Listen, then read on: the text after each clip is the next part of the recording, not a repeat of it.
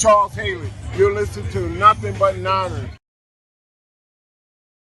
This is Kyle Juszczyk, and you're listening to Nothing But Niners.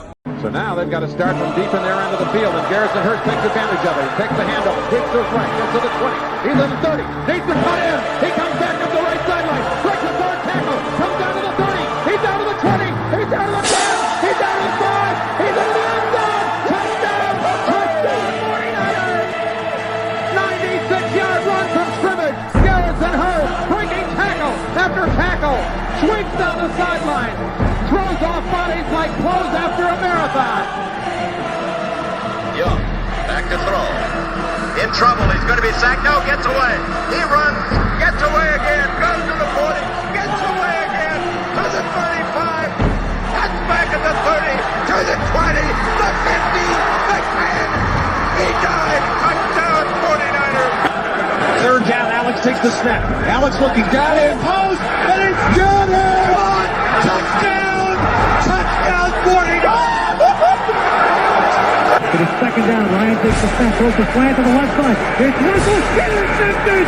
The 49ers pick it, and Navarro Bowman is redemption! Navarro Bowman running it all the way for the touchdown! No greater redemption! The San Francisco 49ers, we can do whatever we want. Click, click, boom! What is going on, faithfuls? It's your boy Mike from Nothing But Niners School, and guys, we are here to overreact to the 49ers versus Broncos preseason game 1 of the 2025 NFL season. I'm going to be your host for this evening, Mike Andrews, 83 on the X's. All right, I want you guys to start out by doing me a favor. See the instructions scrolled across the bottom of the screen.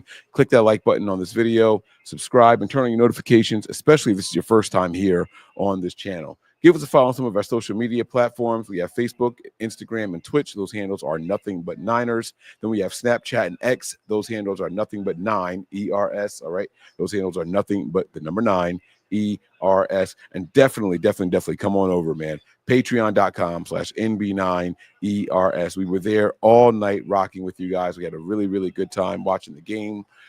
We were all over there live, and hopefully you guys got to see the game. If you guys did not get to see the game live, you have to get over to Patreon, man. I'm telling you guys, preseason games, you only got to be subscribed to the $1 tier, or you don't have to subscribe at all, and you can just purchase the stream. It is there on Patreon, patreon.com/NB9ERS. So make sure you guys get on over there and become a member. All right. My Patreonians, we had a lot of fun over there. All right. But listen, man, we're going to break this all down. We're going to hear from the head coach when he comes up, see what he had to say about everything. I don't know if he's going to have anything positive to say. I have some positives. I have some negatives, and I'm going to go through all of that. But I want to make sure that you guys are also tuned in as well, okay? So we're going to have a good time, all right? We're going to hear from the coaches. I'm going to overreact. So let's go ahead and just start with Kyle Shanahan to see what he had to say, okay? So give me 1 second here. We're going to hear from Kyle Shanahan. We are also going to hear from guys like Mac Jones and whoever else the 49ers have in store for us. I'm going to get ready to smoke a little cigar, and we're just going to talk some Niners, man. We're going to talk some Niners ball. That's what we're going to do, all right? So let's bring them up here. Boom. And actually, you know what? Let's get rid of the border. I want to put on closed captions. And with the border, you guys can't see exactly what they're saying. Let's put the closed captions on. Oh, it looks like they don't have them available. They don't have them available, but we're going to break it all down. Kyle Shanahan is coming up momentarily. Ladies and gentlemen, all right, guys, here we go. Injuries from the game. Tatum Bethune left with an ankle. He returned. Siegel had a knee. Didn't return. Abdullah left with ribs. And Rob Beal at the end there left with the groin. Go ahead. That was a lot. Let's rewind it. Siegel had a knee in the game. It sucks for Siegel. All right, guys. Injuries from the game. Tatum Bethune left with an ankle. He returned. Siegel had a knee. Didn't return. Abdullah left with ribs. And Rob Beal at the end there left with the groin. Go ahead. Obviously, this game is all about what the young guys can do, what kind of reps they can put out there on the field. But what did you think about Chase Lucas? I mean, obviously, he had some pretty big plays in the first quarter. Yeah, it was fun to watch Chase today. He flew around. We kept him at nickel the whole game. He's kind of our energizer bunny. He was on practice squad all last year doing it, helping on offense and defense. He's had a hell of a camp, and thought he did a hell of a job today. Up to his talent play. His calf was tight. We were cautious with him. Date on Michael Williams. Yeah, he hyperextended his knee. It'll probably be a week or so. What about Richie Grant? Why didn't he play? Some issues with his knee. He'll probably be about a week or so too. I didn't want to go and watch film, but what's just your early thoughts of Mac? I thought Max seemed like he performed well. I liked how he came out. It was a challenge, especially going against that defense. Had a bunch of guys out there too, and loved the first drive. The next one, I think we went 3 and out, and but I was happy with Mac today. The 2 rookie defensive tackles a lot in the first half. I know you got to check the film, but what did you think from them initially? I felt pretty good with the defense in the first half. I thought we made a few mental mistakes that kept a couple drives going. I didn't feel a lot out there, with the pass rush and stuff, but I got to get to the tape to really know for sure. 4 turnovers, again, your backups, but were you frustrated? Offense didn't seem to move the ball very much at all. Yeah, it was frustrating. I liked how we started out, but after that, there wasn't much to be excited about. We didn't get many first downs, 4 turnovers, the 3 picks, the fumble. I felt when we did make a play, whether the quarterback did, then the receiver was off. I felt we made too many mistakes, and it was frustrating 2.5 quarters. Let me just go ahead and pause this now.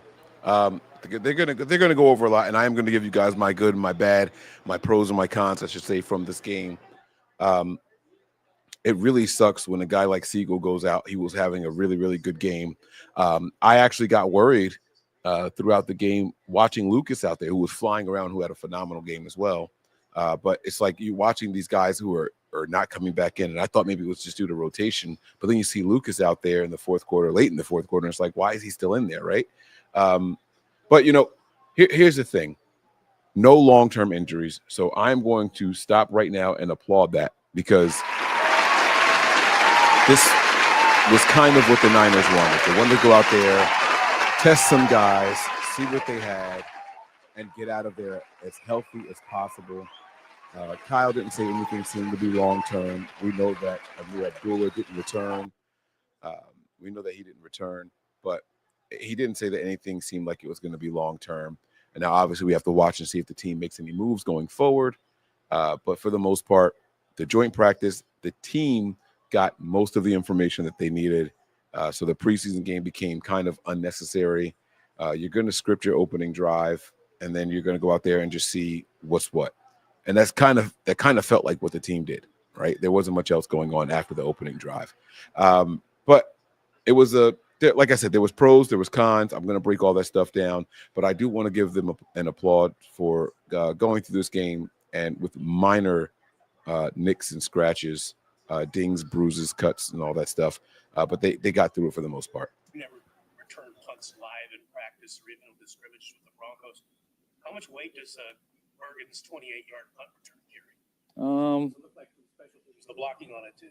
He made a good cut, and there was a guy down there, and he made that guy miss and broke their contain. Thought it was a hell of a play, and those are his opportunities. Wish he got more in the game, but no, that was a hell of a play by him. Benito had a series where he just kind of ruined the whole series. How do you feel about your backups at offensive tackle right now? He did ruin that whole series. One was on our tight end going across the formation. He just played past all the way, so that wasn't on a tackle. But it was 3 plays in a row. The next 2 plays, we went on the quick counter and lined up wrong, so he was able to jump the snap. So I thought that was a little tough for Spence. And then on the 3rd down, we had a bust by a player who was supposed to be outside presence on him. Spence was expecting a chip, so he just sitting there inside out, and there was no guy there. So Benito's a hell of a player, so we knew that would be a challenge. But I thought those 3 plays in a row were a little unfair to Spence. What did you think of Jordan Watkins' debut, I guess, beyond the 50-yard catch? I thought he did some good things. Especially that 50-yard catch, but also had some plays where he struggled too. Getting that pick, he had busted route on that, which, that was a big one. So making that big play on the first 3rd down of the game, and our 3rd play is what allowed us to get that opening drive with a score. But it kind of a typical rookie game. There's some positive in it, but a lot of stuff that we can challenge him with when we watch the tape with him Monday. What have you seen from Marquis Siegel And is that injury anything to be concerned about? I don't think so. I don't want to speak too soon. You know, it looked more like just a knee bruise and stuff, but we'll have to see. But I thought he was one of the guys who flashed a lot tonight. You know, he got a little bit late start on being injured in the offseason. And I think it was a few days into camp where he really got going. But he's had a hell of a week here and finished it off good today. Valdez, the undrafted rookie, he was tackled. What is flashed? Yeah, I'd say he flashed the most today. Just noticing him out there. What I mean, is a bit of a surprise, or did you guys like when he came in think there was something there? I mean, he's been flashing a lot in practice. You know, he's been a problem in one-on-ones, and it looked like he played the run real well today. You know, when our line coach talks about him in practice, that means he's doing some stuff, and it was good to see it carry over to the game today. Where did he come in practice? I mean, he's been surprise, or did you guys like him out there. What I mean, is a bit of a surprise, or did you guys week here and a few days into camp where he really got going? But he's had a hell of a week here and finished it off good today. Valdez, the undrafted rookie, he was tackled. What is flashed? Yeah, I'd say he flashed the most today. Just noticing him out there. What I mean, is a bit of a surprise, or did you guys like when he came in think there was something there? I mean, he's been flashing a lot in practice. You know, he's been a problem in one-on-ones, and it looked like he played the run real well today. You know, when our line coach talks about him in practice, that means he's doing some stuff, and it was good to see it carry over to the game today. Where did he come from? I mean, was there somebody in the draft process that you remember banging the table and talking about Valdez? Because he has been impressive. I don't remember exactly. You know, we ended up recruiting those guys hard after the draft, but I know he was the guy that we targeted. To make some plays. Is he taking another step this offseason? Yeah, I think he has. Like, I think Kalia, I thought he had a really good offseason last year and was having a good training camp, and then got hurt at Tennessee pretty bad, and it set him back a ways. But I think this offseason has been very similar. I think he's had a real good training camp, and I thought he had a good first half there too.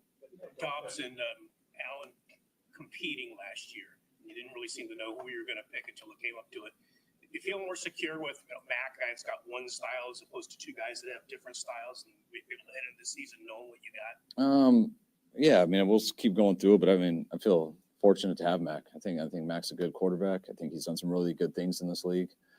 He's had a hell of a camp with us, and I think he did a real good job today. You know, it's always hard when you're having the 2 and the 3 compete. You know, they got to split those reps, and that's what we've been through here last year.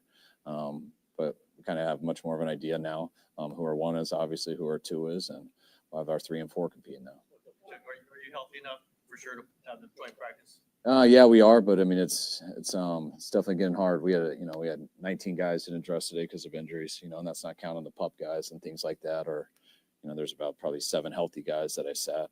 Hopefully we can get a bunch of guys back for Monday. I mean, it's real important that we get 2 good practices on Monday and Tuesday. So hopefully we're in a better spot Thursday when we go against the Raiders. Interception, was there some sort of miscommunication with Watkins, or was just Yeah, he just got confused on the route. I know this yet, but do you still expect Bernardo Green and Jacob County back next week? I hope so. It depends how the workout goes tomorrow. But we're planning on getting them back this week. I hope it's sooner than later because I don't want their first practice to be against another team. So we'll see how it goes. For Mac to just play those 3 drives, or were you kind of just letting him play out? Our plan was 10 to 15 plays with him. He got 8 on the first drive and 3 on the second. I don't know what he got on the third, so I think he finished right around 16 plays. What did you see from Nick Martin tonight? He ran around, got a lot of playing time. You know, he had a couple misses, especially on a big 3rd down on a shallow cross across the field. Just got his eyes a little too nosy with the back. But I like how Nick's been going. But I think there's a lot of tape that he can get better from watching this today. Is this possibly related to business? You said, ask Juwan, I don't think we have a chance, and I don't know who will today. Has he told you that there's anything to do with business with him not practicing? No, not at all. And this is why Juwan missed OTAs because of his calf. It's the same injury he had last year during training camp, which made him miss a couple weeks during training camp last year. We didn't get him till the end of training camp last year, and it's the same thing on the MRI and same thing he's going through. But hopefully we'll get him back sooner than later. Thanks, guys.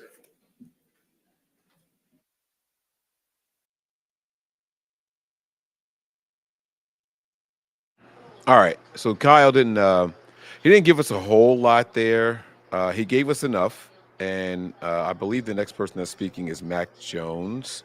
I will go ahead and cue that up for you guys. And again, I have pros and cons from this game. I am going to break all of that down. I want you guys to bear with me, but I do want to hear from the people that were actually there, the players, the coaches, and things of that nature. So I do want to hear from everybody before I go ahead and give my insights. And then I want to hear from you guys, the faithful, right? I want you guys to keep those comments flowing, man. Whatever you're thinking, when they're commenting, what you hear, respond to what they're saying, man. I am marking some comments, and I'm going to bring them back up. Some of the ones that I think are critical or important to bring back up to the light and elaborate on. So feel free, guys, to go ahead and get busy in this chat, all right? We're going to have a lot of fun with this one, or at least we're going to try to, okay? So let's go ahead and keep this thing going here. I believe Mac Jones is up next. He should be coming up soon here. All right. There he is.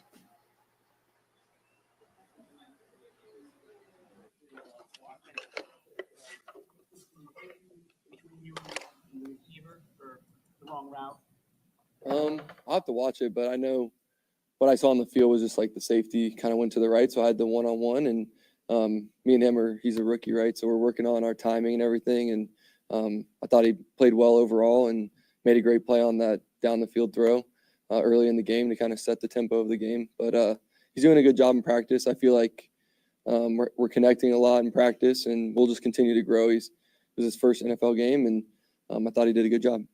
Kyle said that he pretty much knows who the 1 is and who the 2 is, 3 and 4 are still questioning. How did you feel about being out there today? How did it feel to be out there? How did you feel like you played? It felt pretty good just to get back playing football. And, I was talking to some of the guys. It's just been a minute since everyone's played football, a real game. And for me, I'm on a new team again. And you just get more comfortable as time goes along. And definitely started off fast against, their one defense, which was good. I felt like the guys answered the question there. And we just have to just play better in those other 2 drives. And the good news is we get, hopefully another chance next week to go out there and do it. It takes some quarterbacks a year to get real comfortable in the system, but you seem pretty comfortable. What would you attribute that to? Yeah, I think just focusing on my footwork and my reads and really just doing what I'm being coached to do and trying to apply that. I've done a good job in practice and did a decent job tonight, but really just want to keep improving like my footwork and my reads and my throws. And that's going to take time no matter, what offense you're in. But we've been working hard at it, and I got a lot of room to grow. So I'm looking forward to the challenge of getting better each day. First time we talked to you, you talked about how different this was going to be in terms of the system and that you were looking forward to that. As it's gone along, has it been kind of, more of a revelation every day? Like, wow, this is a great system for me. Yeah, I think, every day you learn something new in the system. And, obviously you get the chance to go out there and play in the game and kind of just feel things out. And it's my first time taking real snaps in this offense. So I'm looking forward to the growth that, all of us will be able to do. And definitely want to play better and put more points out there. And, that's all you can do is kind of just take it day by day and see how you can do better. Mac, what's your process? Like, when will you watch this film again? Do you watch it with your teammates, with your coaches? Do you like to watch it alone? Yeah, I definitely will peek it and put it to bed, but also learn from it and watch it with everybody, really, the coaches. If I see something that, was wrong or whatever, and I want to talk to somebody about it, receivers or whatever, then I'll tell them, whether that's tomorrow or whenever. And that's your job as a quarterback. And you want them to do the same, like, hey, what were you seeing on this play? I was open or whatever. So it's all about open communication. And then obviously in the NFL, moving on quickly, get a chance to have a joint practice again, and obviously have a couple practices next week, us against us. And that's where you can kind of make the adjustments and do better the next week. You talk to Brock in between series at all, or is that just all with the quarterback coach and the coordinator? Yeah, I talked to Brock. Yeah, he was good. He was chewing on some sunflower seeds. So whoa, he was enjoying the game. But did this thing turn off? Oh, there we go. But yeah, he did a good job. Is that you? The game, giving us our space, and also just encouraging everybody and just being Brock. That's just kind of a laid back guy, and that's probably interesting for him to see other guys playing. And at the end of the day, I'm trying to learn from him every day. And we talked about the interception and things like that, and what I can do better out there. So it's a group effort. All right, thanks.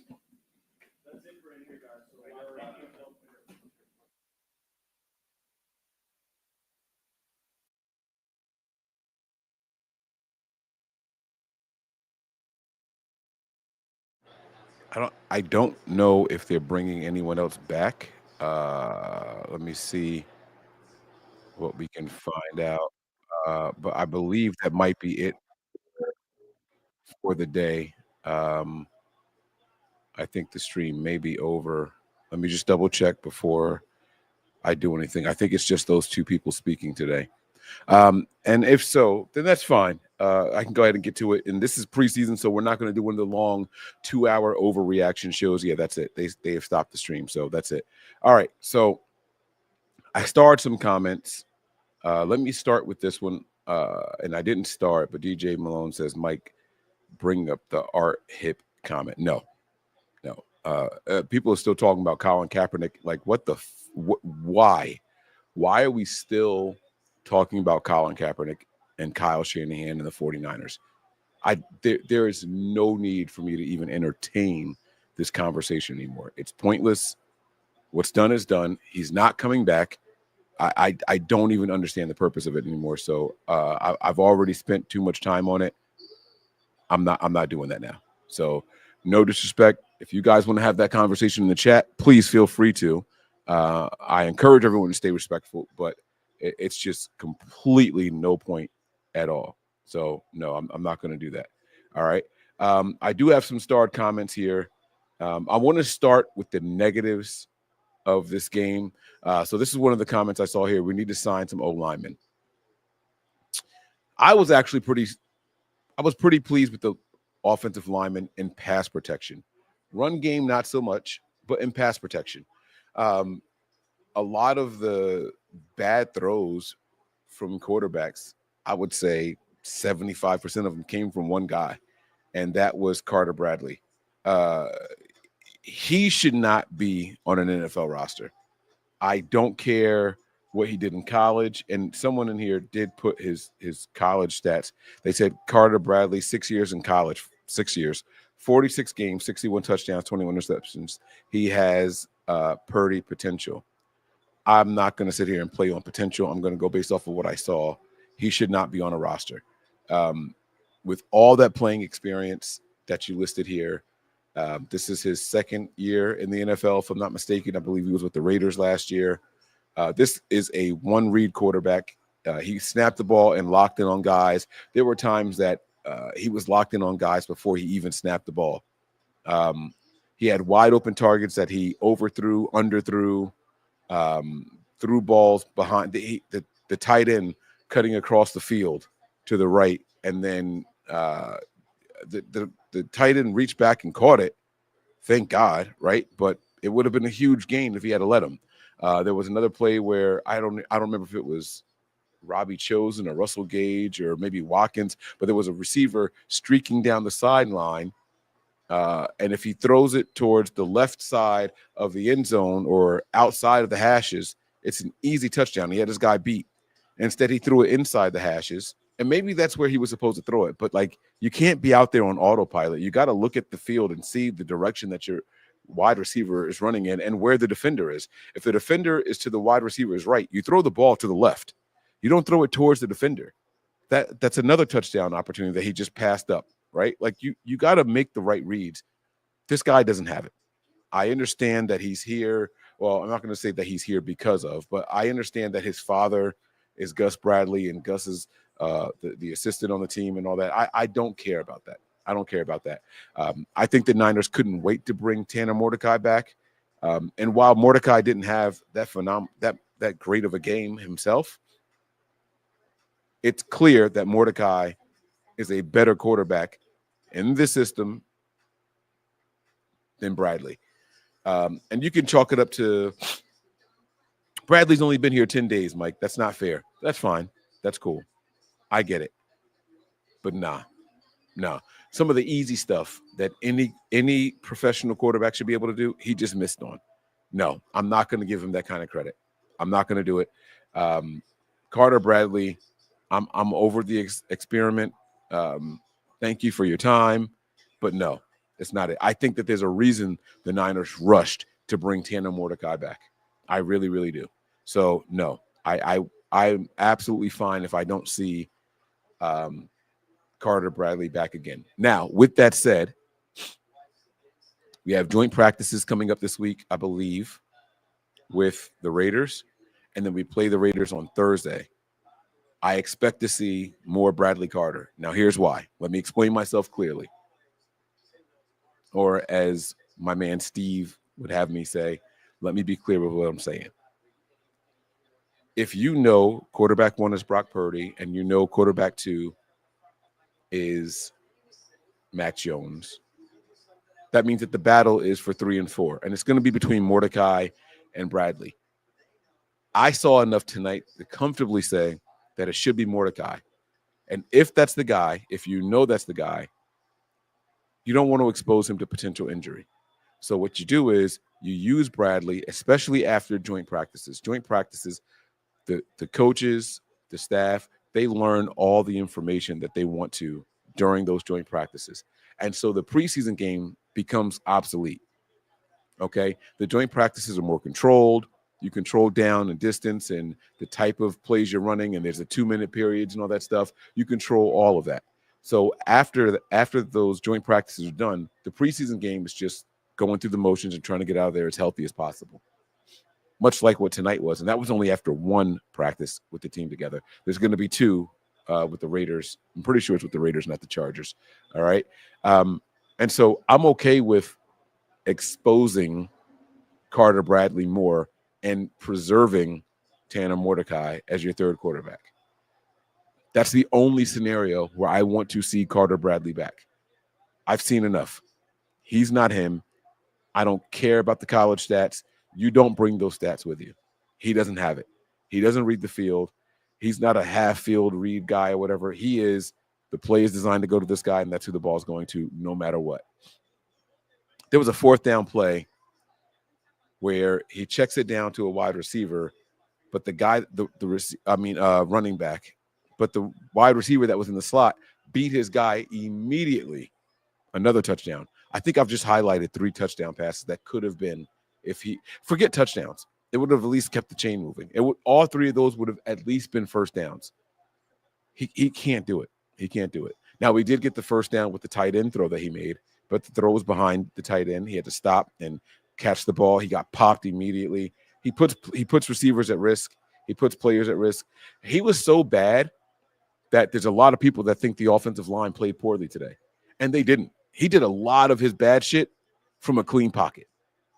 A lot of the negatives for Carter Bradley happened from a clean pocket. Even when he scrambled around, created more time, reset his feet, he refused to read the field. This is a coach's son.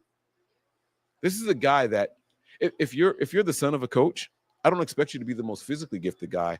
I expect you to be more cerebral than physically gifted. And he doesn't possess that. It's not there. There's no need for me to see more of him unless I am preserving people and just trying to get through the preseason without injuring the guys that I actually have a value on. And so that's the only scenario where I want to see Carter Bradley back on the field for the 49ers. All right. Excuse me. More of the negatives. All right. More of the negatives. Edward has another good comment here. He says, Nick Martin missing 3 tackles on 1 series, missing about 5 to 7 tackles altogether this game. I don't have the exact numbers. I know that there was 1 bad series for Nick Martin, over pursuing, not getting his feet set and things like that. Right place, not executing the right way. Missed tackles were a problem, especially down the stretch. The offense just went 3 and out so much that there was a ton of missed tackles. And I heard Tim Ryan say, oh, well, the offense isn't spending a lot of time on the field, so the missed tackles, that's probably why. No, Tim. I love Tim Ryan. Tim Ryan is one of my favorite guys in the world when it comes to covering the 49ers. But in this game in particular, specifically in preseason, there was plenty of rotation going on. It's not like all those guys are tired out there. This isn't a regular season game where you're only running your starters out there and giving them a breather if they need it and you have time to substitute. There was plenty of opportunities to substitute guys, and they did that. There was plenty of time to rotate guys, and they did that. So missed tackles cannot be blamed on attrition. These guys just weren't tired. I'm not saying that they didn't get tired, but it's not like they were all out there every single down, every single time, every single series. That wasn't the case. And so while we started the game well, you could see the energy. The team was swarming to the ball. I mean, they looked good in the beginning, and I'll come back to that. The missed tackles, they started to rear their ugly heads towards the end of it. And I have no doubt that Salah's going to coach that out of these guys. Robert Saleh and his staff, they're going to correct the missed tackle issue. They are. I have every confidence in the world in that. I am not worried about that at all.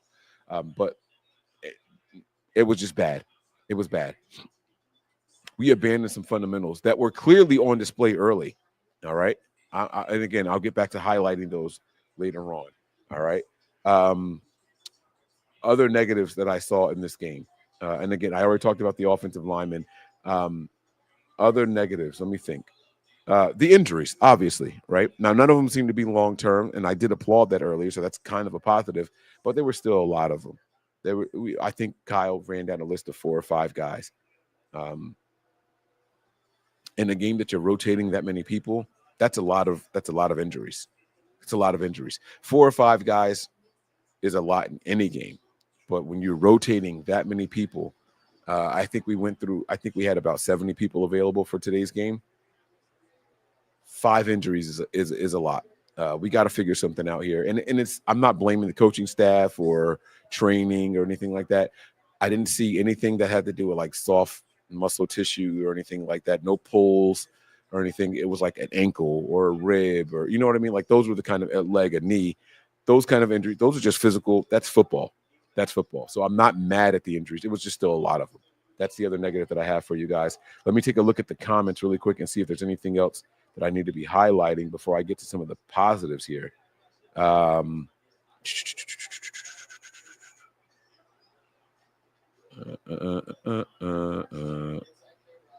you go. Here's a negative. Where was Tariq Owens? I have no idea. What number does he wear? What number does he wear? Here's a negative.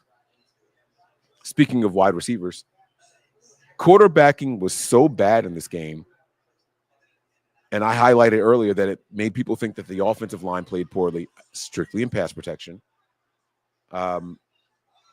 We didn't get an opportunity to appreciate what the wide receivers were actually out there doing. And the wide receivers were doing some good things. The wide receivers were doing some good things.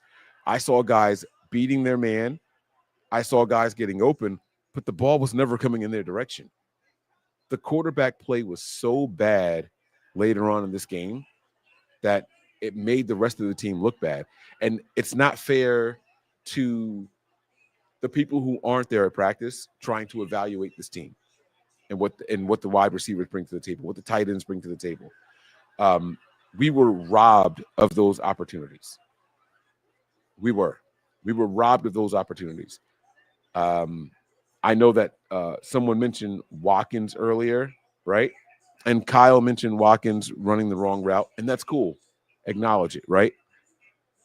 All we've heard throughout training camp and the joint practice that Watkins has been playing really well. This young man is a rookie, and he has a really good future ahead of him, but he has to get his head back in the books. The negative is that he has to study the plays better. Kyle confirmed that he ran the wrong route on a couple of those plays, and that's why they were incomplete, some of the comeback routes and things of that nature. Beating his guy was not the issue. Getting open wasn't the issue, but he's got to run the play the right way. You can't improvise in the NFL the way that you would in college, right? If you keep running your route, you might get a bigger gain, but the quarterbacks are on a timer in the NFL. So Watkins has to get back into the books. There's nothing physically wrong with what Watkins was doing. Again, this goes back to what I was talking about with Bradley, right? You got to be a cerebral player in the NFL. It's not just quarterbacks that have to be cerebral. You have to know the down and distance. You got to know when you're playing the sticks and when they're expecting you to come back. There was one play where I thought, I think it was an interception, actually. It was an interception. It was the one that was really, really low. And I believe it was the Watkins on the sideline, right? Watkins ran a route, and he goes up towards the sideline, but he wasn't supposed to go to the sideline. He was supposed to run a route and then turn around and come back. The defender ran the right route for what the play was, and that's why he was able to get the interception. Watkins was supposed to be there. Now, if the quarterback had thrown it to the sideline and let him do the little toe drag while he's going out of bounds, it would have been completed. Yes, but that's not what the play call was per Kyle Shanahan. You got to know that. You cannot improvise in the NFL like you can in college. That time, the freedom that the quarterbacks have in the pocket doesn't exist like it does in college. And so he's got to learn that. First preseason game, I'm not going to kill the kid for it, but that definitely is a negative. He's got to get back in those books. He's got to study a little bit more. More negatives. We had a couple of penalties. I wasn't mad at overall with the penalties. Let me see if I can pull up. Let me see if I can pull up the box score here really quick and see what the total penalty count was. The 49ers finished the game with 9 penalties for 67 yards. That's not good. It's not good. You want 5 or less penalties throughout the duration of a game, even in preseason. Now, the Broncos had 11 for 87 yards, so they had more, right? But we just didn't do it. The turnovers, all the interceptions, terrible. Again, I can't say it enough. Fumbles lost, right? We had 4 turnovers in this game. That's absolutely horrible. You're not going to win any game in the NFL when the turnover ratio is 4-0. You're not going to win. You're not going to win games like that. You can't. It's impossible. Not in the NFL.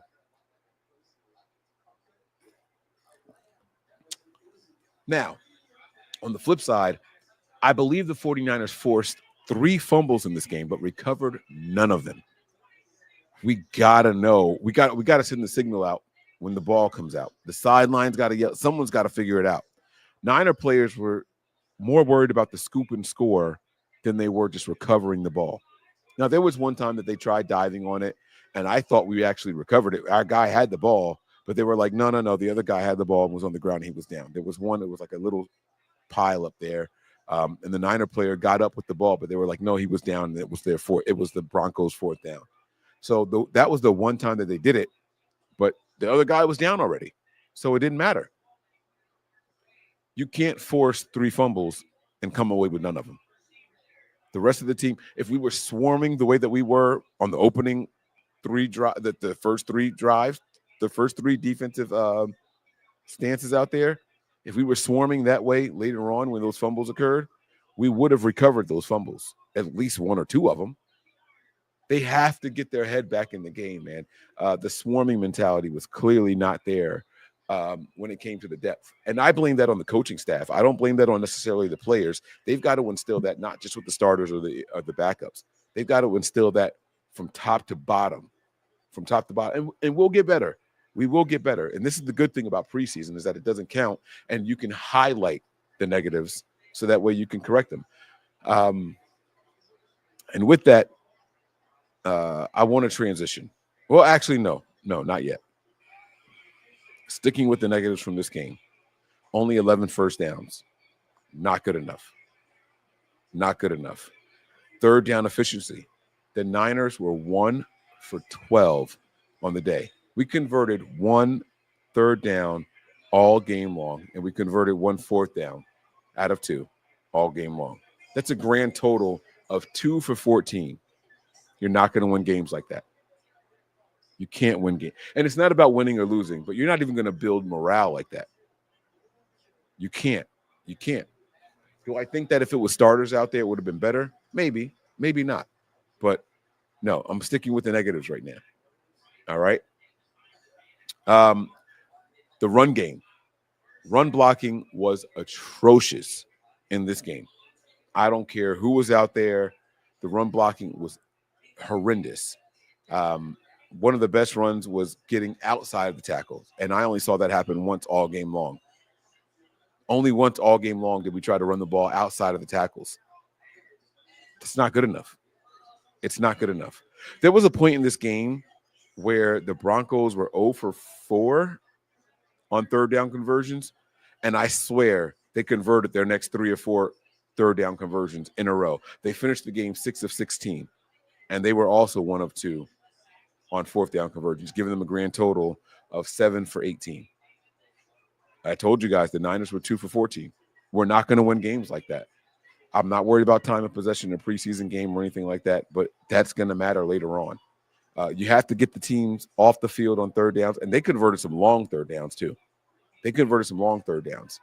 I don't know if penalties on third downs count as a conversion or not, but there were 2 of them that we got bailed out on. Carter was on the field for both of them. Carter's best attribute was being saved by the officials. I don't want to see this guy playing anymore unless we are trying to preserve other quarterbacks. That's the only instance I want to see Carter out there. That's it. More negatives. Let me think of other players. Negatives. I am a guy that has been saying that we need to have some patience when it comes to Alfred Collins. Alfred Collins didn't look good out there. All I've heard about was his strength, how he is in the run game. And I saw him getting pushed around, and it wasn't even double teams. He was just getting pushed around out there, getting driven off the ball on run plays, like getting pushed back to almost the linebacker level by one guy, a guard. Like, Collins, you got to figure it out, buddy. I'm still pulling for you, and I'm going to continue to pull for you. And again, I don't expect to see perfection. I don't expect to see a finished product this early in his young NFL career. I don't. But I need to see more than what I saw out there. Collins has to get it together. He absolutely has to get it together. All right. Let me see if there's any other comments in here. I'm trying to think of more negatives before I get to the positives. Yes, Luke Farrell played more blocking than targets.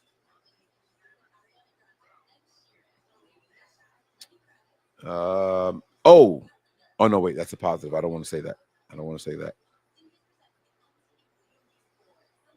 I think that's all I have for the cons, the negatives. And believe it or not, guys, I'm actually excited to talk to you guys about the pros. I'm going to try to keep the show to an hour, just a heads up. I don't want to be here all night. This is just preseason. Again, the 2-hour shows, the 3-hour shows, that's going to be for the real overreaction shows. We aren't taking any shots tonight because we lost this one. Let me get this comment off the screen. Sorry about that. Offensive line was not as bad as what people think it was in pass protection. The quarterbacks actually had a lot more time than what they normally have. So I was happy about that. So that's a positive I want to start with. I really liked what I saw from basically all of the centers tonight. If I'm Jake Brendel, I'm nervous. I'm worried. I wasn't mad at the centers out there at all tonight. Hennessy had a couple of drives out there. What's the other guy's name? Oh God, I'm drawing a blank. But there were other centers out there, and I was like, oh, not bad. Okay, not bad.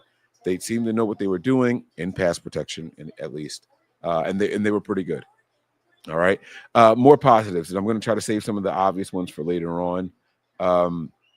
Boot says here, Bergen the keeper. I'm going to put this in the positive column for now. I'm going to put this in the pro. This is a pro. I was really happy with what I saw from our special teams overall. I was happy. This special teams unit already looks vastly improved. I'm talking about punting, kicking. That after the Niners scored a touchdown and we kicked the ball off, Jake Moody put that ball like literally on the goal line where that guy had to bring it out. Phenomenal kick by Jake Moody. Really, really good. The punting seemed to be good. The coverage teams were right there. There was one punt return where the Broncos return guy did not call for a fair catch. And who was it that got down there? He was right in his face and he missed the tackle, and it was a decent return. I think that the gunner thought that it was going to be a fair catch call. And so he like hesitated, but you can't hesitate in the NFL. All right. If he didn't throw that hand up, you got to hit him and you got to wrap him up. You got to bring him down. Even if he did throw it up and you didn't see it, if you didn't see it, it doesn't exist. I'd rather you take the penalty because the return was bigger than what the penalty yardage would have been. You gotta play to what you know and what you saw. And if you didn't see the fair catch signal thrown, you got to make the hit. You cannot afford to hesitate. That was probably like the only negative I saw on special teams all night long. Now, here's my hesitancy with the Boats comment here saying Bergen is a keeper. I've seen good returns before by guys that I was fine with the Niners moving on from. Richie James had a good return or two. I'm not willing to put the crown on Bergen right away. I'm assuming that's why you said Bergen is a keeper. I'm assuming that's why you said it. But I'm not ready to say it just yet. It was a good night, but I got to see it a couple more times before I say he's a keeper. All right. But thanks for that comment. I do appreciate it, man. All right. Dom King says here, Siegel looked good. He did look good. Absolutely. Siegel was flying all over the place, making tackles, playing with some energy, enthusiasm, and then he got hurt. But he did look good while he was out there. I wanted to see more of him. That was really, really good. I already talked about Collins getting no push. There was nothing there. But again, he is not he's never been a pass guy. He's not a pass rush guy. But he wasn't even getting pushed in the run game. He was just getting stonewalled and stood up. And so he has to fix his leverage issues. He has to, man. If not, he's going to be pointless and useless. The potential is right there, man. Everyone kept saying, oh, he's strong as an ox. He's strong as an ox. He can throw people back into the laps of the quarterbacks and all that. So I don't care about throwing people back in the laps of the quarterbacks. And if you put on his college film in the run game, he's pushing guards and centers into the running backs and all that. I didn't see any of that tonight. So he definitely has to get stronger. And again, this wasn't like he was getting double teamed all night long. It wasn't happening. All right. So he's got to get better there as well. More positives though. Drew and Sko Show. Salah already making a difference with the starters for sure. And when I say starters, I mean the starters for tonight, because I understand that the starters weren't actually out there. They were swarming, man. Those first 3 defensive drives, the Niners looked really good on defense, man. And it was like, man, that is the Robert Saleh effect. But where did it go for the rest of the game? What happened? Man? We were all over these guys. The safety, I mean, it was all really, really good. All right. But we got to see it permeate throughout the rest of the roster. It has to. Otherwise, we're wasting our time.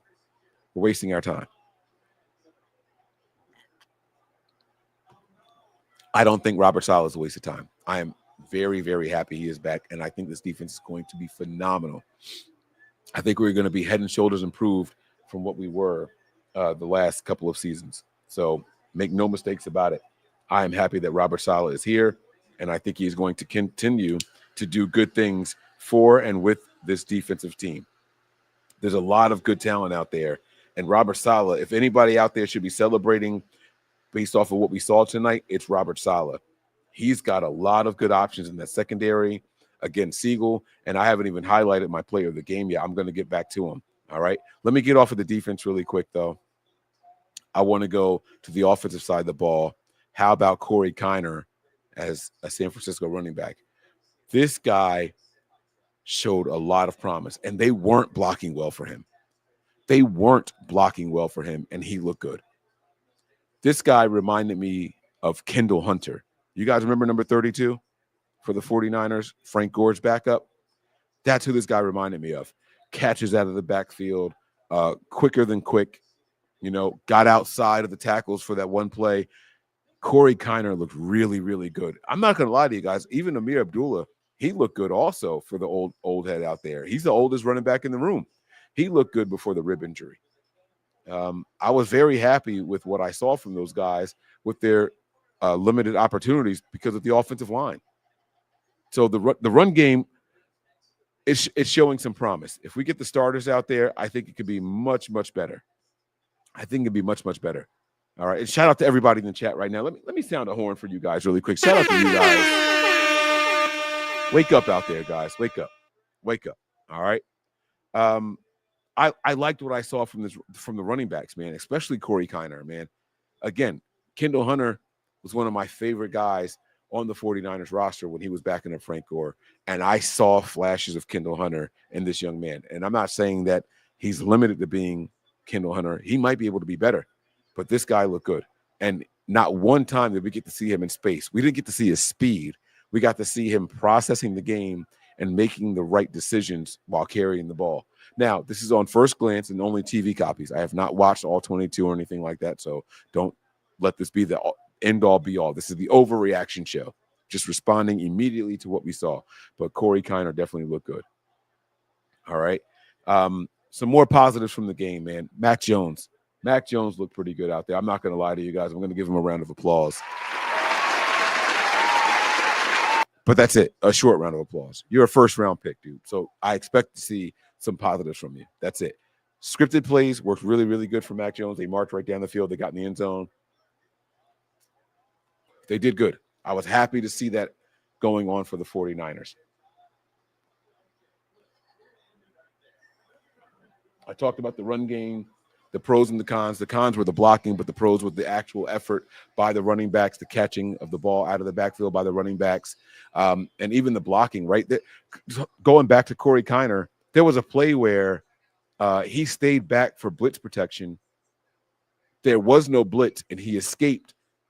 He ran out to open space and turned around and looked at the quarterback like, hey, I'm here. But they never threw the ball to him. They should have, but they didn't. And again, it was Bradley Carter, or Carter Bradley, sorry.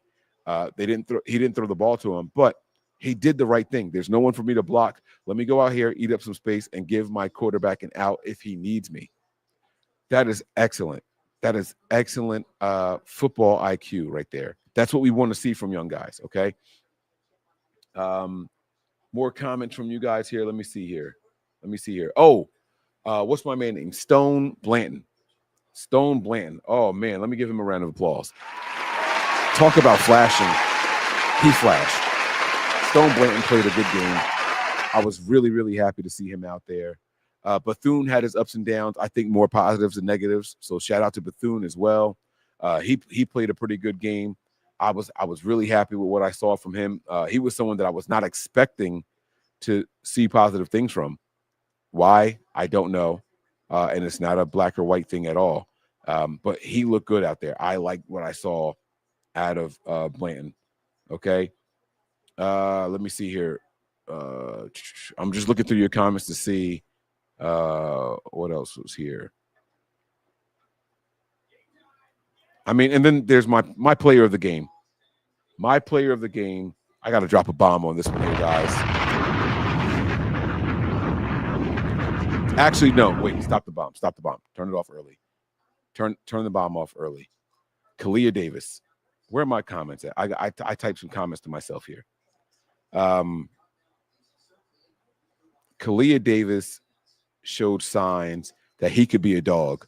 And this is why he is stuck on this 49ers roster, despite the injuries, despite the lack of playing time. Kalia Davis definitely flashed, and I am looking forward to see more of this young man. Like, wow, did he look good, man. I just got to see some consistency from him. But I was very happy with what I saw from Kalia Davis. He seemed to be decisive. He seemed to be able to do whatever the job called for. I didn't see him getting blown up off the line or anything like that. I saw him penetrating. I saw him holding his ground. And if he didn't make the tackle, he was right there to make the tackle. And that takes me to my next defensive lineman, right? Bradley Anai. Wow. There was one play where he didn't make the tackle, but his speed just jumped off the field when he was pursuing the Broncos quarterback. I was like, what the hell? Is that a lineman running that fast? He was running so fast that his number looked like he was wearing 89.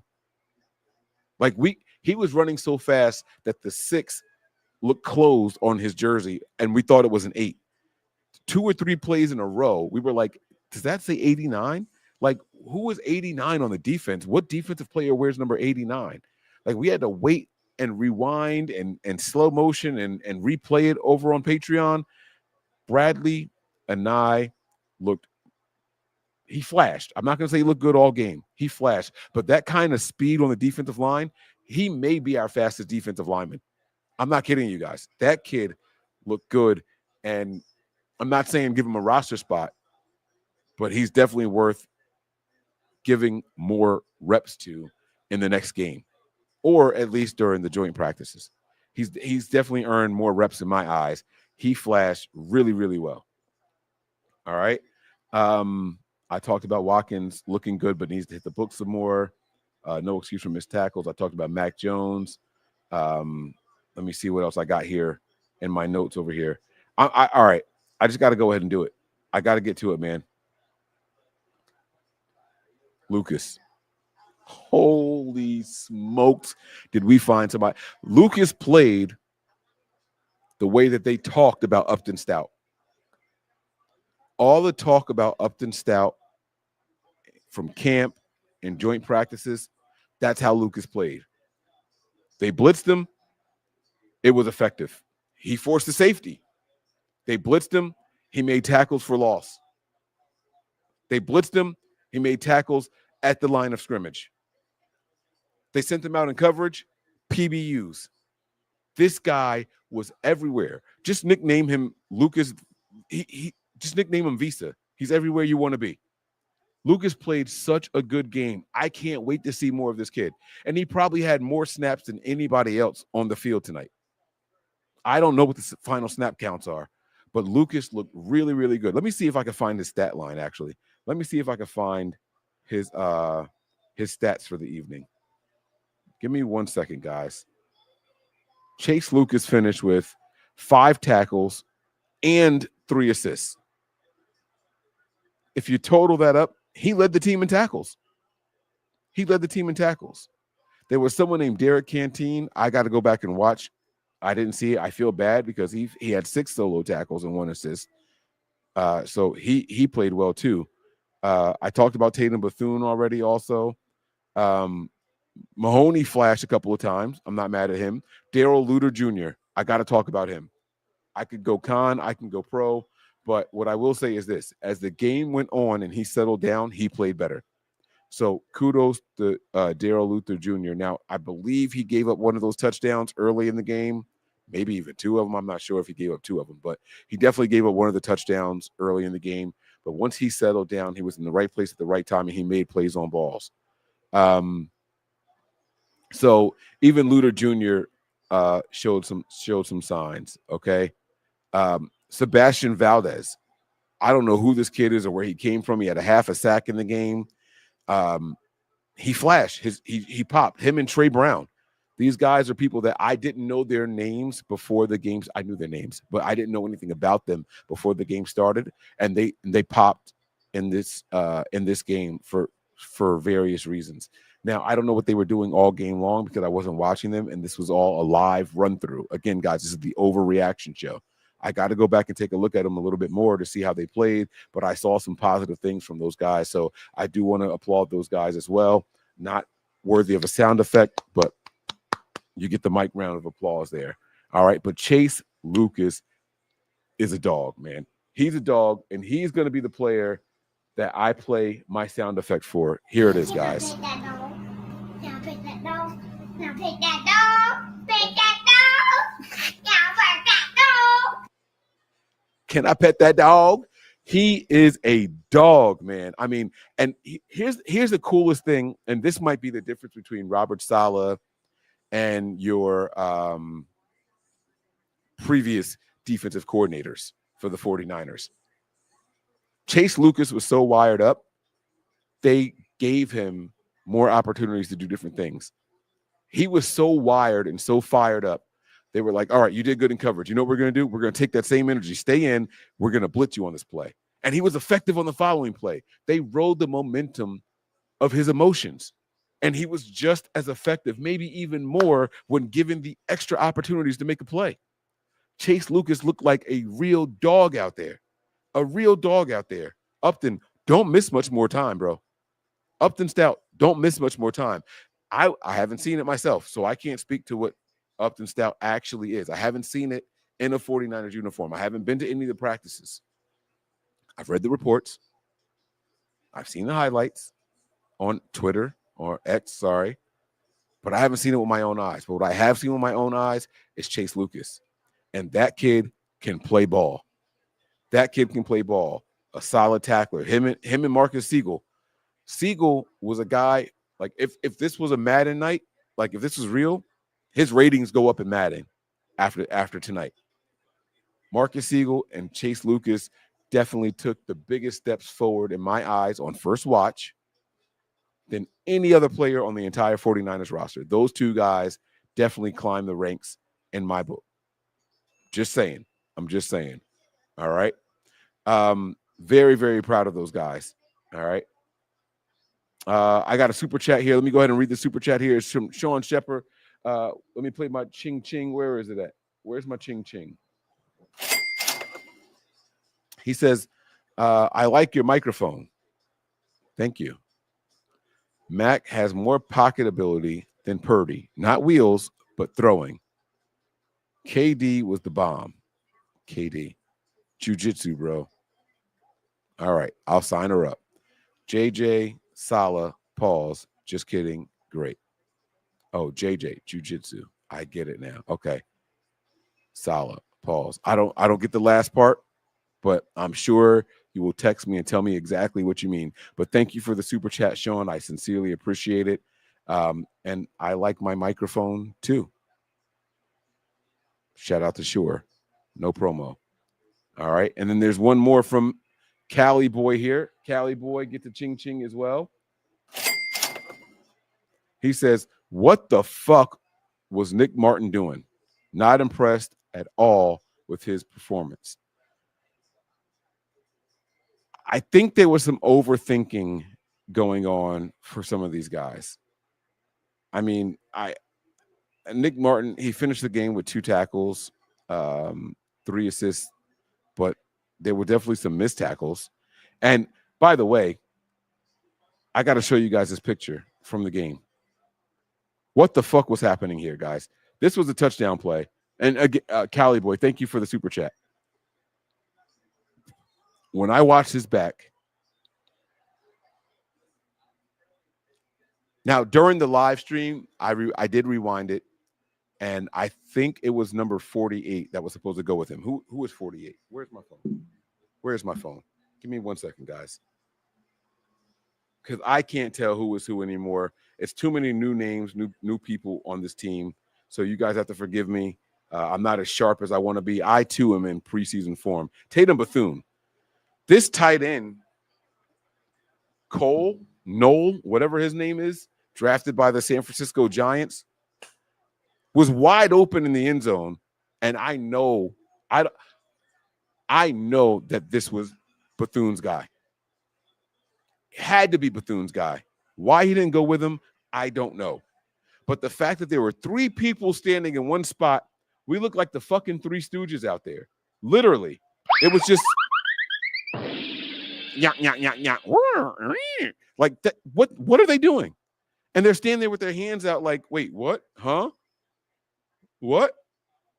Unacceptable. Unacceptable. You can't do it. Bethune, get your shit together, bro.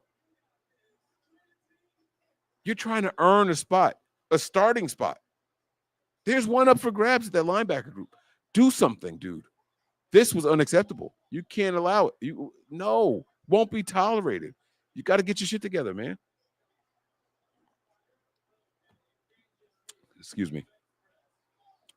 You got to get your shit together. Got to get it together. Got to get it together. Let me see here. He says 30-9. I thought it would be a closer game. Oh, well. I didn't expect a lot of points scored. Again, joint practices, the Niners kind of go on coast mode. Kyle, that's his thing. So don't expect a lot of points from the 49ers after the Raiders game either. Expect us to lose to the Raiders as well. All right, Thursday. Expect us to lose. All right, but I'm not overly concerned with the total score. It's just the way that they looked in this game. It wasn't acceptable. Let me see here. There's a lot of really good comments in here.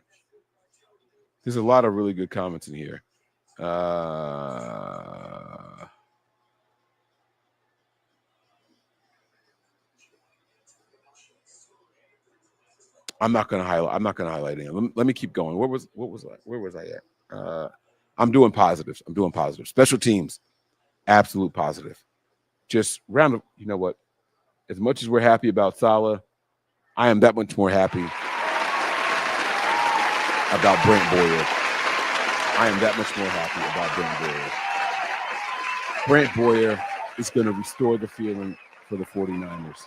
And for those of you that were out there saying that Greg Joseph should have been kept over Jake Moody, if Jake Moody is going to kick the ball to the goal line on kickoffs, if that's what he does better, he's worth keeping over a guy like Greg Joseph, because the kickoff was phenomenal. It was phenomenal. Unfortunately, the Niners didn't score a lot, so we didn't get to see more of it. But I want to see if he can do it consistently. So maybe we can get some field goals, and then he turns back around, do some kicks in the next game. I'll settle for a 12-32 game. I don't care if the Raiders beat us, but let me see some more kicks from him, and let me see some more kickoffs from him. And then I can say that I feel that he should be the guy. All right, we got a comment here from our member here. Our member for 11 months now. Oh, wait, wrong one.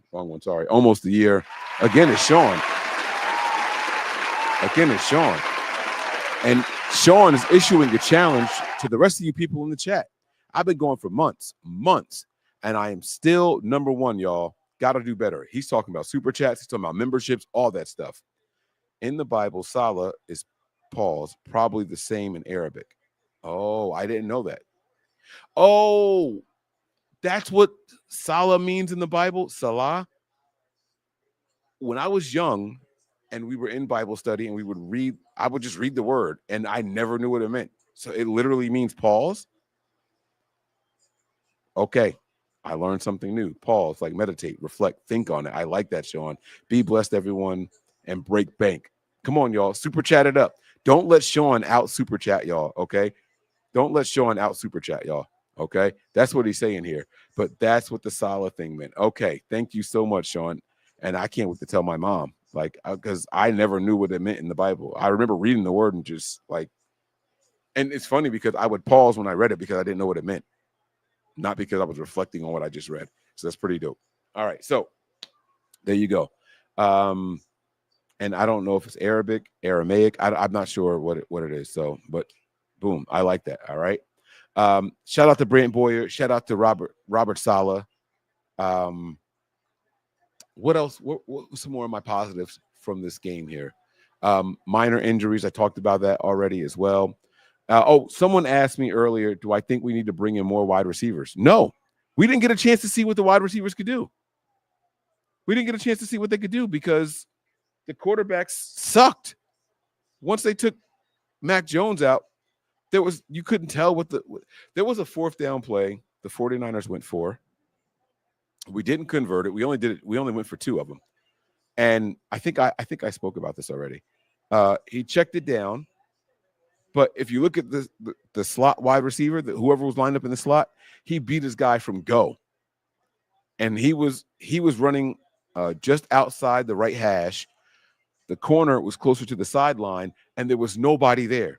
He just had to throw the ball to him, but instead he took the check down and did not get the first down. I can't comfortably say, oh, we need more wide receivers. I think Robbie Chosen is a decent option if we have to like really, really scratch the bottom of the barrel. Not saying he's a bottom of the barrel person. I'm just saying like if we have to like do that, he's a guy. I think Watkins will get better with time. Right? I think once he gets his head in the book, he is going to really be a player that we can learn to depend on. He's a rookie, guys. He's a rookie. All right. So I'm not overly concerned with it. And I kept hearing that Russell Gage looked like the best wide receiver in the joint practices. And leading up to in the week of in this past week and heading into the joint practices, I kept hearing that Russell Gage looked like the man. But we didn't get a chance to see it because the quarterbacks absolutely sucked. They locked in on their first guy, and then even when they locked in on him, it was bad throws. So I'm not comfortable saying that we need more wide receiver help. I think the wide receivers look pretty good from what I saw. We just need better quarterback play. We need better execution from the quarterbacks. So that's where I'm at right now. I don't think we need more guys. I don't. More players that I want to highlight. CJ West. Flashed very early. I don't think he played a lot. I got to wait and see the snap counts come out. I don't think CJ West played a lot, but he flashed early also. I saw him getting in the backfield early and pushing some guys. He was getting a couple of double teams. Now, I will say that he was getting double teamed a lot when I saw him out there, but we'll have to see how it plays out. All right. There's positives to take away, guys. There are. But what I want to encourage you guys to do is go back and rewatch the game. If you guys have the All 22 or if you have the NFL Plus packages where you can go back and watch it on All 22, go back and take a look at it. By the time it does come up, we're going to have a day or two to watch it, and then it's going to be Thursday before you know it, and we're ready for the next game. But I think we're going to be okay. I do. I really, really do. All right. Let me see here.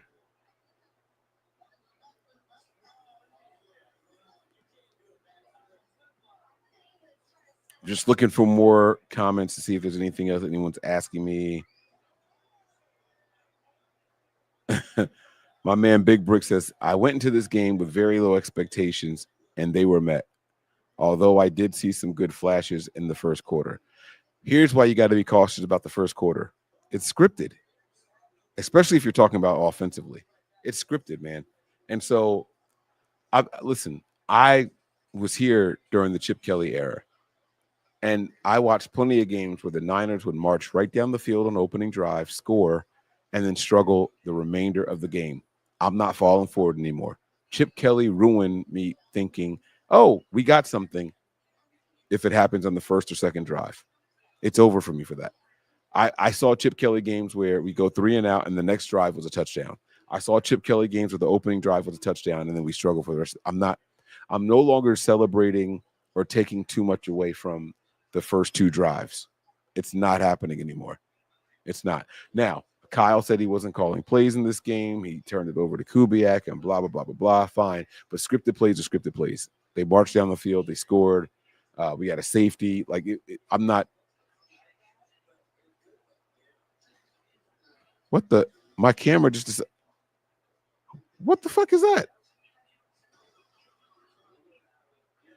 Why did my camera just turn? Who the fuck told you to go?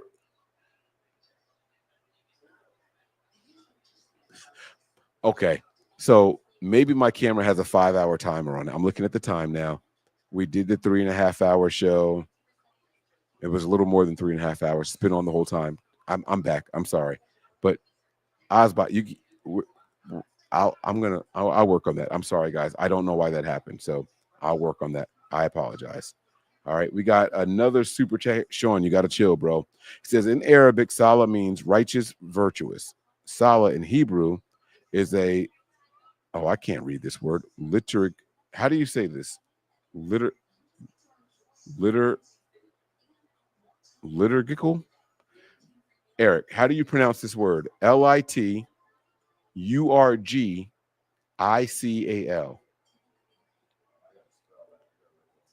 I can't, I'm looking at it and I can't read this word. Liturgical.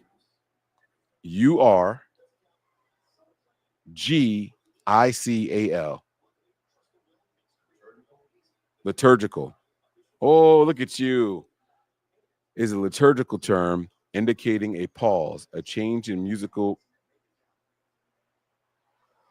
accompaniment, or a call for reflection.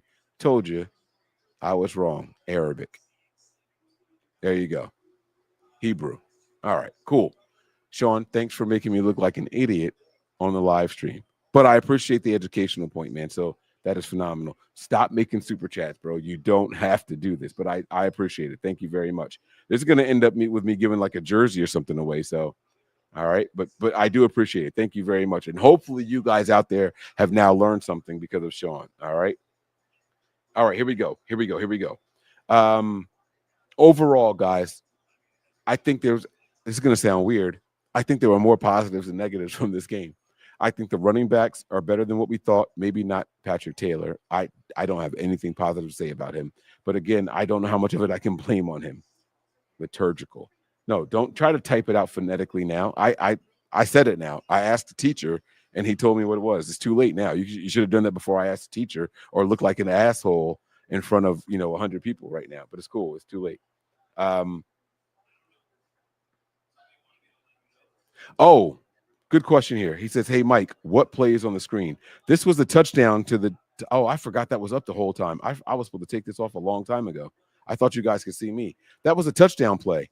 Damn, that shit was up there for mad long, too. I left that up there for at least 10 minutes straight. That was a touchdown play that Tatum Bethune just stood there and watched the tight end run across the field and didn't go with him. And 3 guys were just stuck standing there in the middle. I apologize about that, but thank you for pointing that out. I apologize about that. Wow, I left that up there for a really, really long time. All right, man. More positives than negatives, believe it or not. I know that the score doesn't reflect that, but this is about evaluating talent, right? And what you walk away from tonight, if there's 5 names that I have to give you guys that you walk away from thinking positively about, those names are going to be Corey Kiner on offense, Mac Jones, if we have to call his number. I'm trying to think of more people on offense. If he can come back to us, Amir Abdullah. Do I have anybody else on offense I want to highlight? Demarcus Robinson. He seemed to be the go-to guy. He only came down with 2 receptions, but he was the targeted guy. So that means that he was doing something good, that they trusted him. I feel like he was probably targeted like 5 times, even though he only had 2 receptions. So I'm going to give Demarcus Robinson a nod. Defensively, obviously, you're going to go with Chase Lucas, Marcus Siegel. I'm going to say that Darrell Luter Jr. bounced back in the second half than more in the first, even though, you know, it is what it is. Kalia Davis, Stone Blanton, Sebastian Valdez. Is there anyone else I want to highlight on the defense? Oh, Bradley Anai. Bradley Anai is definitely someone else I want to highlight on the defensive side of the ball. And everyone else is still up in the air. And again, Bradley Anai was just out there just burning. No solo tackles, but assisted tackles. The Niners finished this game with what? 1, 2, only 2 sacks. Is that real? Only 2 sacks? It felt like it was more than that. But we weren't getting a ton of pressure. I would like to see us do something. We did manufacture a lot of pressure out there. We didn't get a ton of sacks. We manufactured pressures. I like seeing Robert Saleh call up some blitzes, things like that, coming from the nickel position, even a safety blitz. So I did like seeing that. But we gave up too much on third down. So we'll get better. We'll get better, guys. The punt returner, Junior Bergen, I know a lot of people are really happy with him. I'll give him that. And I will even give Jake Moody a nod for the kickoff. He did really well there. So kudos to him. As far as punting goes, man, I think Morstead did pretty good punting. He had 5 punts, over 200 yards in those 5 punts, which means he averaged over 40 yards on punts. That is flipping the field. That is flipping the field for your ass. So kudos to Thomas Morstead as well. All right. He did his thing out there. So those are my positives for the night, guys. And I'm going to get up out of here. I hope you guys enjoyed the show. I want to thank you all for checking us out. And I want to remind everybody just one more time, if you are not in the area where you can watch the games, we provide that all for you on Patreon. Head over to patreon.com/NB9ERS. All right. Check it every week. All right. If you are not a member, the games will be available for sale every single week if you don't want to become a member, but it will cost you more to do it that way because being a member is much cheaper. All right. So subscribe to the Patreon, guys. Patreon.com. It's right there at the bottom of the screen. Patreon.com/NB9ERS. I'm going to get out of here. You guys have a fantastic night. I went 20 minutes longer than what I wanted to, so I am ready to go home. All right. Prepare for glory, anticipate pain, but always remain faithful. I'll see you guys soon. Peace. We all gas, no brakes, pumped up, no fakes. We spinning, we winning, we high stakes. We never miss, we all makes. Look at us dudes trying to prove, bringing you news with nothing to lose. Mike, Nick, Tony, Wayne, Method Man, we bring the pain. Hey, see, I'ma confess it. We under the pressure. If you looking to find us, we them nothing but Niners. Nothing but Niners. We nothing but Niners. We nothing but Niners. We nothing but. We them nothing but Niners.